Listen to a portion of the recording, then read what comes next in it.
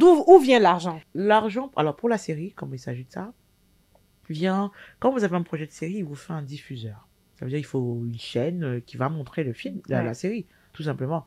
Euh, il faut évidemment des spectateurs. Et du coup, c'est le potentiel marketing de votre série qui va vous permettre de convaincre un diffuseur. Déjà, bon, il y a l'histoire que vous racontez, évidemment. Après, le potentiel marketing.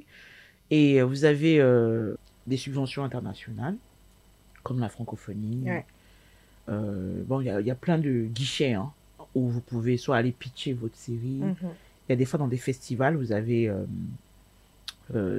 des subventions que vous pouvez avoir, des bourses, des choses comme ça. D'accord? Et c'est comme ça que vous réunissez les fonds de votre projet de série. Parce que si la série est, par exemple, financée par la chaîne nationale guinéenne, ça veut dire que la série appartient à la chaîne nationale. Donc, un autre diffuseur ne peut pas venir reprendre la série et faire autre chose avec. Sauf si, dans le contrat, il y a eu des accords. Donc, en fait, les producteurs peuvent des fois aller voir des entreprises privées. Vous pouvez aussi vous en sortir par du placement de produits, par exemple. Quelqu'un qui veut faire de la promotion d'un produit. Vous pouvez voilà, avoir des partenaires privés qui sponsorisent votre projet. Plus votre projet intéresse les gens à comment dire, un potentiel viral ou où les gens peuvent adhérer à votre série, plus vous pourrez convaincre des partenaires privés. Mais c'est très difficile de réunir de l'argent. C'est très difficile parce que le métier nécessite beaucoup d'argent et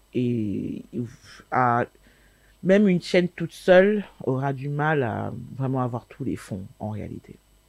Voilà, donc c'est un vrai parcours du combattant. Peut-être que des fois, vous pouvez aller voir votre ministère de tutelle. Il faudrait qu'il y ait des fonds. Si chaque pays a un fonds, ça veut dire par exemple la Guinée monte un fonds qu'ils appellent Fonds guinéen d'accompagnement du cinéma.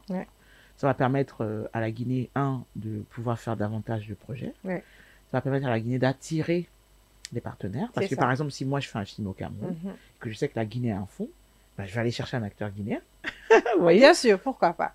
Parce que en prenant un acteur guinéen ou un technicien guinéen, ben, je débloque une possibilité d'être financé par la Guinée. C'est ça. Donc aujourd'hui, on ne peut plus faire tout seul un projet. Il faut mutualiser les coproductions entre pays. C'est ça qui fonctionne maintenant. Ça veut dire que des projets panafricains. Vous ne pouvez plus faire un film guinéen. Ça n'a aucun intérêt de faire ça. Vraiment, ça n'a aucun intérêt.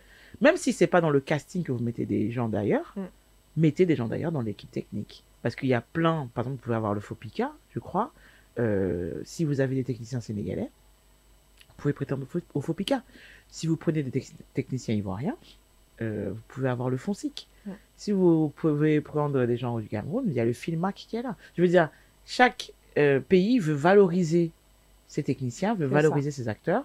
Donc, si vous embauchez des gens de chez eux, il y a le Gabon qui le fait avec l'IGIS sur Iwusu.